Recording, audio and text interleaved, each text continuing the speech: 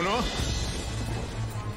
সে ছেলে এখানে আসুক আর না আসুক, আমি কিন্তু আরে ফের কলকাতা দিয়ে আসবো। এই বলে দিলাম যে আমার এবার পুলিশের ভয় দেখাক আর মিলিটারি ভয় দেখাক, আমি কিচ্ছুতে ভয় পাই না।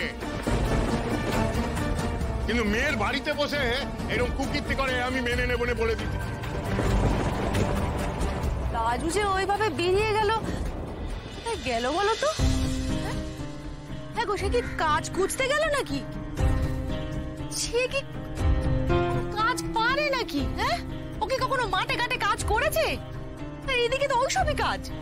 সে এখন নিজেই বুঝবে। এখন শোনো, যেখানেই যাক ঘুরি ফিরি না বাপের দৌড়ে এসে দাঁড়াতে হবে তারে।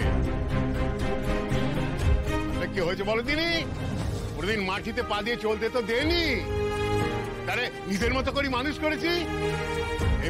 না ঘরের অন্য মেয়েরা যেমন থাকে তার মতো মানুষ করতে ভালো। এখানেই আমার সবচেয়ে বড় ভুল। কি জানি সে আমার মাথায় ভূত চাপলো, মেয়ের লেখাপড়া করাবো, সে মেয়ে এখন হাতে মাথা কাটতেছে মা বাপে। মাসি, তুমি ওই মেয়েটার কথা একবার ভাবো। কি অবস্থা বলো তো? মেয়েটা তো 7 পাক ঘুরে তোমার ছেলেকে বিয়ে করেছে। মেয়েটার বাবা তোমার ছেলের হাঁটু ধরে সম্প্রদান করেছে তোমার ছেলের হাতে। এসব কথা আমাকে কেন কইছো? তা কাকে বলবো? তুমি দেখলে না মেয়েটা কত ছোট মেয়ে? তো সেদিনকে দেখলে কত ছোট, দীপার থেকেও ছোট মেয়ে। আহারে, এখন যদি দুম করে কেউ ওকে বলে যে যে তোমার মাথায় সিঁদুর পড়িয়েছে সে তোমার স্বামী নয়, এটা অন্য পুরুষকে, অন্য মানুষকে তোমার স্বামী হিসেবে মানতে হবে, তাহলে মেয়েটা কি করবে বলো তো? আরে মেয়েটা কি করবে মানে? আমি সেসব কথা ভাবতে যাবো কেন? মেয়েটার কথা তার বাপ মায়ের বাবু। কেন? মেয়েটার সমস্ত দায় যখন তোমার ছেলে নিয়েছে স্বামী হিসেবে, তাহলে ওর বাপ মা কেন ভাবতে যাবে? ওরা তাদের দিকটা দেখবে না? দেখো, এই গাঁয়ের লোকে কিন্তু একবার করে দিয়েছে ও মেয়েকে ঘরে নেওয়া যাবে না, তো ঘরে নেওয়া যাবে না। ওকে আমাদের ঘরে তুলে আমরা এই গাঁ গেরামে না এক ঘরে হতে পারবো না। আমি বুঝতে পারছি না কেন কেন এই নিদান তোমরা মানবে, আমি বুঝতেই পারছি না। আমাকে একটা কথা বলো তো, ওই যে সেদিনকে যে ডাকাতিটা হয়েছিল ওটা কি ওই মেয়েটা করিয়েছিল রাস্তায়?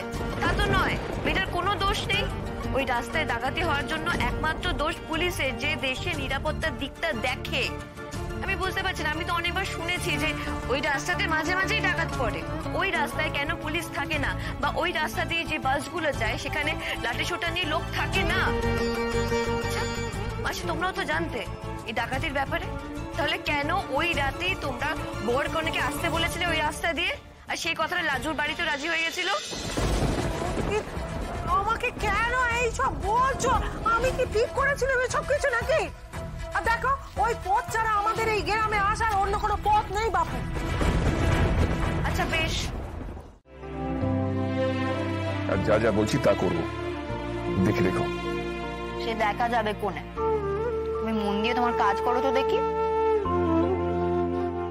লাজু ঠিক নিজের খেয়াল রাখতে পারবে।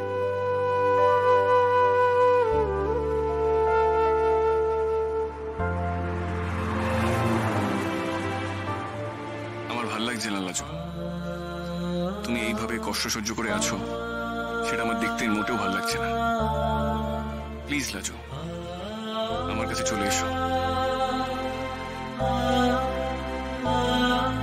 আমি তোমাকে যা বলতে চাই সেটা বুঝে দাও। আমি তোমাকে আগলে রাখবো আমার বুকের মধ্যে, কেউ তোমার কিচ্ছু করতে পারবে না।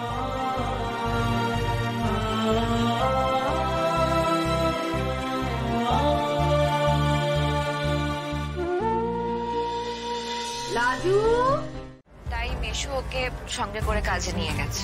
ভালো হয়েছে, তোমার মেশো একদম ঠিক কাজ করেছে। ওকে তুমি কখনো এখানে আসতে বলবে না, আর তুমিও তাকে কখনো এখানে আনবে না। আমিও তাকে সইতে পারি না, আমার মা বাপেও তাকে সইতে পারে না। বেশ, লাজু, তোমার মুখটা এরকম শুকিয়ে আছে কেন? হ্যাঁ, এমনি গো, কিছু কিছু না, খালি ওই মুড়ি খেলে তো মুখটা শুকিয়েই থাকবে। বলো না, বাড়িতে কিছু হয়েছে? ও কথা থাক, তুমি এখানে কেন এলে সে কথা তো বললে না। ধরো আমি যদি বলি তোমাকে তোমাকে আমার খুব ভালো লাগে। আমি কি তোমার সঙ্গে এমনি দেখা করতে আসতে পারি না লাজু? লাজু, আমি তোমাকে বলতে চাই যে তোমার এই কপালের জন্য দায়ী আমি। আমি যদি ইচ্ছে করে সেই রাতে সুদেবের হাত ধরে অটোতেই সেদিন না চাপতাম, তাহলে হয়তো তোমার জীবনে এই দিন আসতো না। স্বার্থপরের মতো আমি তোমার জায়গা নিয়ে নিলাম, তারপর দেখো সবটা কেমন এলোমেলো হয়ে গেল।